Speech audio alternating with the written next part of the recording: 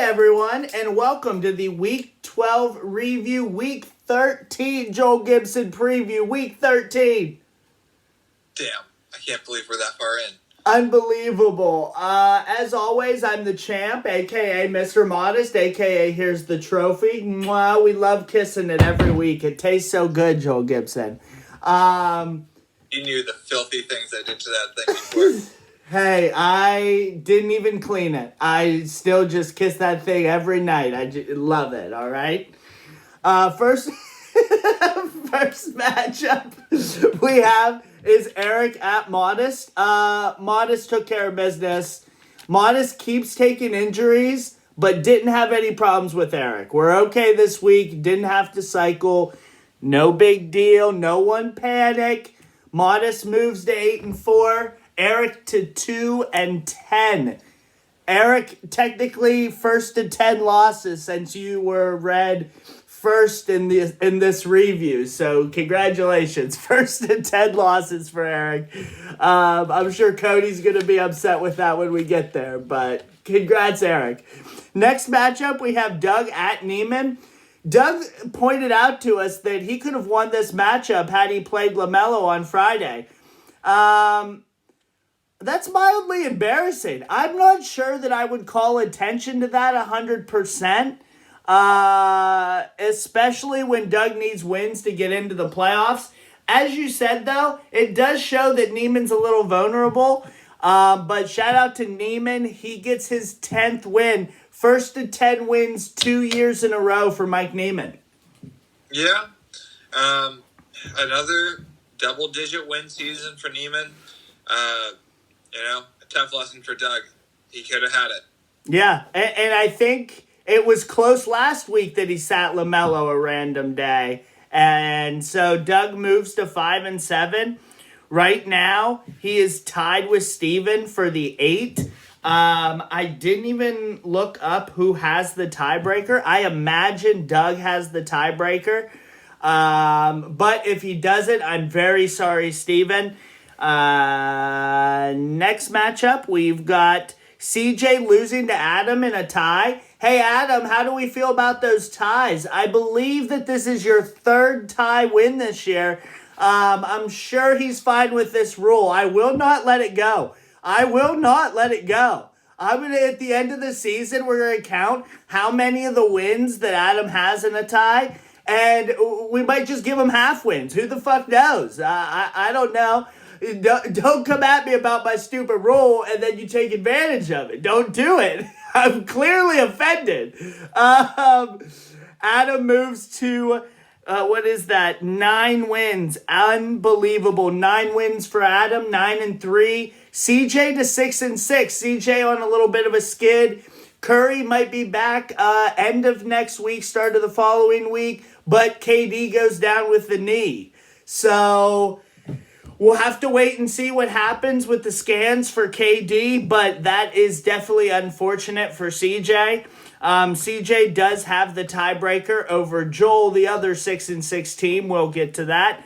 But Adam is solely in second place. I think that's it for this matchup. That's got to be tough for CJ. It feels like he never can have Kevin Durant, Steph Curry, and James Harden all healthy at the same time. It's like as soon as Steph Curry is about to come back, here goes KD out. Yeah. It's been tough for him. He has a very solid team, but it just has not gone his way. And Capella has been allergic to the court this year. So that's another one that just can't be healthy either. You got to feel bad for him, but everybody has injuries, and I have injuries too. And geez, Joel has injuries too. I think everybody has to deal with their injuries, and that's kind of what's big. It's just being healthy at the right time, especially with fantasy basketball, you know. Next matchup is Steven at Kyle. Kyle was winning up until literally the last 8 minutes of this matchup. Steven gets the assist. Steven gets the assist necessary. I imagine he probably got more assists as we're shooting this, but we had to wait to make sure Steven did catch him. He did. Kyle moves to 4-8, and Steven moves to 5-7. Not out of playoff contention yet for Steven. Just be careful, especially down there with Doug. You've got Joel and CJ, both 6-6. Between the four of them, I believe they're fighting for 3 playoff spots, so only one will be left out there. Man, Steven, we're just back to that same spot. Every week I look at Steven's team, and every week I'm like, I don't know what to do with this team. I feel really bad about it. Yeah, I mean, yeah, there are some really nice young players.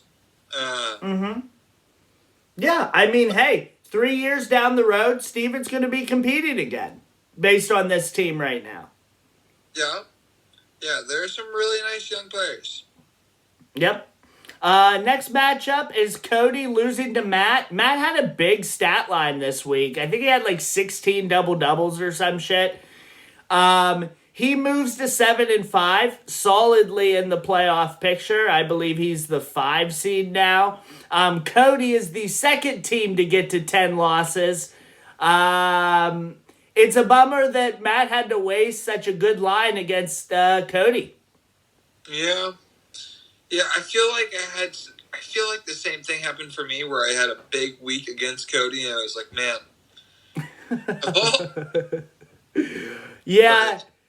Yeah, it was certainly a bummer. And then the last matchup here, Joel Gibson gets blown out by Phil. Joel, what do you have to say for yourself as your team is just going south fast? Well, so we're a younger team. I knew that going into the season, but I have some key injuries right now that makes it pretty tough. Obviously, my big gamble of the season was Zion, and he went down this week, and that's pretty big. Garland has been not healthy all week, and that's my second overall pick. Been on and off the court all year this year. It's been tough. At least, let me just jump in here on one Zion thing. Your alternative to Zion was Anthony Davis, and he's also injured. So you were screwed no matter which way you went. So at least take some solace in that. For sure. But I have bought all in on Zion. So I mean, it's a bummer. He's gonna be back. This team is young. I'm not super concerned. I still think that I am a dangerous playoff team that no one should want to see. Cameron Johnson is going to be healthy at some point. Chris Middleton is going to be healthy some point. You think? Yeah. Gordon Hayward, you look out. If he gets healthy, oh boy. But yeah, we're going to get there. I'm not super concerned, but this might not be my year. Okay, all right. You've been saying that all year, so credit to you for recognizing when it might not be your year. That being said, after this week, just a reminder to everybody, the trade deadline is January 13th. It is updated on Fantrax. That is the real date. Remember, trades will go down from January 13th through the end of our championship. So day after our championship, trades go crazy. Love everybody. Everybody get under the cap. Everybody be friends, hold hands, trades. But after January 13th, then you cannot trade until the championship is over. So everybody keep that in mind. The commission's door is always open to discuss. I've got plenty of trade pieces. I've got lots of injuries. So if anybody has a trade idea, come step right on in. I'll listen for sure. I always make good trades. Fair for both parties. Everybody loves it. Let's go. That sounds a little biased. All right, with that being said, let's get right into week 13. There's only 15 weeks. There's 3 weeks left, Joel Gibson, till playoffs start. 3 weeks. Unbelievable. And how long Zion out? A few weeks is what it was put at. Oh, okay. Excellent. We're glad to hear that over here at Camp Modest. We love it. With that being said, we'll get right into the first matchup. It's Kyle at Modest. Modest has the longest win streak in the league at 5 wins. Started out 3-0, lost 4 straight, and now has won 5 straight, Joel Gibson. Let me tell you, we were like the Miami Dolphins this season. They did the same thing. They won 3, lost 3, won 5, lost 5. We are very close to that. I really hope that I don't have the lose 5 section. But I'm going to pick myself here hesitantly. I have a lot of injuries. Kyle just lost to Steven. So I am hoping that I can pull this one off. Hero, we don't know about. Paul George decided to sit tonight. Kelly Oubre's still out. Nance is out. Booker's out. And Cade Cunningham is also still on my IR. I have a lot of injuries, but Terry Rozier dropped 40 points this week. So look out for Terry Rozier. Scary Terry in the house. We're winning this week. I'm gonna pick Kyle just to smite you. Okay, I have no idea. I hope that I can win. This was one that I thought that I was gonna win without having to do any free agent ads, but I think I'm gonna have to this week. It's fine. But let's hope we get some good news on Hero. He's been great this year, and I really don't want... It was a non-contact injury on the last play of the game. Those are bummers. I'm picking myself. I am picking myself for the record. I got to keep this streak going. I'm comfortably in that 4 spot behind Phil. I'd just like to stay right there. We're totally fine right there. I'll play Matt in the first round. I'll kick his ass. It'll be great. Next matchup, we've got Adam at Steven. This is a big matchup for Steven, and Adam has been vulnerable. I don't know that he is down to Steven's level of vulnerable, but Bam has an injured hand. DeJounte's back. Yeah. I think Adam's going to win, for the record, while you're looking. Yeah, I think Adam's going to win as well. Yeah, that's a bummer. Next matchup, we've got Neiman at Joel. Now, I had this one circled on my calendar until I realized Joel sucks dick this year.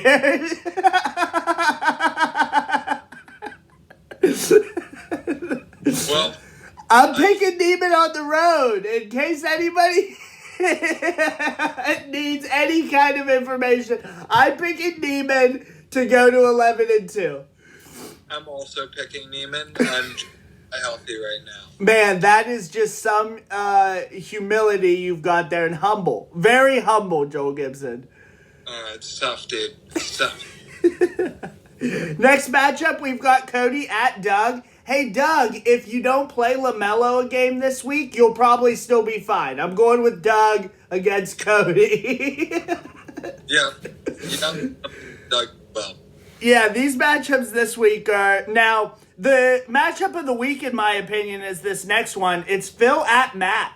Matt put up a huge line this week. Phil put up a decent line against Joel as well. It's time to put up or shut up. I would love to see Matt beat Phil so I can move ahead if I beat Kyle. That would be awesome. But this is a possible playoff matchup if Matt does win this matchup. They might be the 4-5, and they might be playing. Phil's down Anthony Davis, and Matt's team has looked pretty good. I'm going with Matt at home here, only because it helps me the most. I believe I'm also picking Matt. Yeah, it doesn't sound like this is a serious injury to Ja Morant. So, yeah, I'm picking Matt. Yeah. Last matchup is Eric at CJ. CJ, bad news with KD. You won't need him against Eric. You probably don't need Curry either. CJ has the tiebreaker with Joel right now. I think CJ definitely gets one of these 3 playoff spots. Of all 4 of the teams, I'm most confident in CJ. I think he gets back on the win train this week. Yeah, CJ, it's a welcome sight to see Eric. You say that every week. It's so good. I love it. Every week you're just... it's a welcome sight to play Eric. That is... that is the best.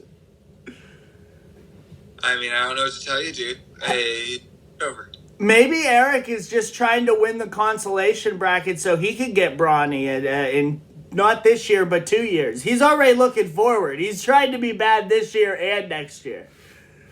Dude, that takes some serious... who is that GM in Philly? Oh, son of a bitch. Oh, no. I don't trust the process. Who was it? I don't trust my my brain right now. But no, I am way too drunk. Actually, I've been doing very well. I don't think I've been slurring. I've had like 18 high noons today. I've just been going real heavy. Well, regardless, that takes some serious capacity for losing.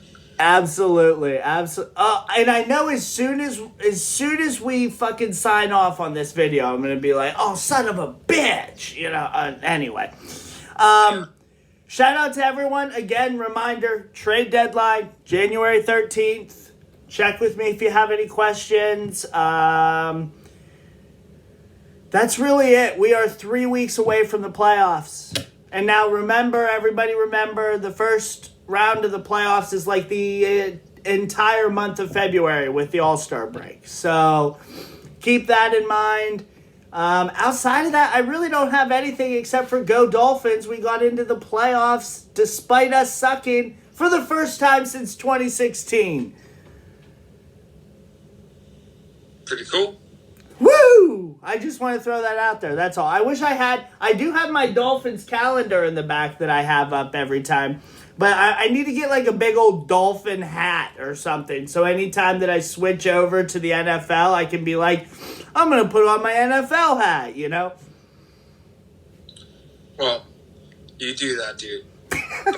Okay. I'm done rambling. It's been too much as it is. Good luck to everybody. And Modest Door is always open for trade talks in these last couple days. Joel, anything else? Feel free to shoot me some trade offers too. Yeah, Joel loves making fair trades. It's his favorite thing to do, and everybody knows it. Hey, if all those trades you made were super fair, would you have won all those chips? Probably not. I don't know. I always look at this trophy. Now you've got me rambling again.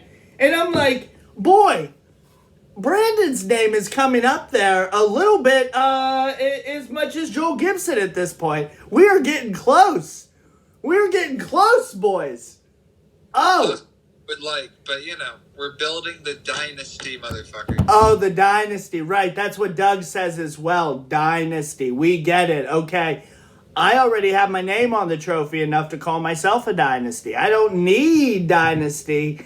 But I'll take it, and I'll take this championship this year. 3 out of the last 4 years. It'll be an incredible real-life dynasty.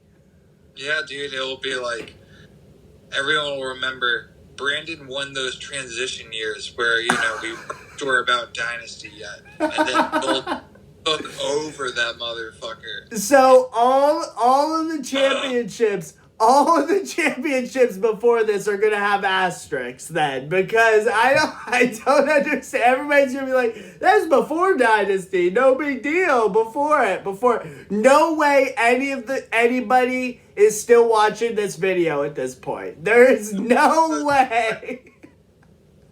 All right. Good luck, everybody. I'm actually saying goodbye now. Joel Gibson, goodbye. Good luck to you. Good night. Good night, guys.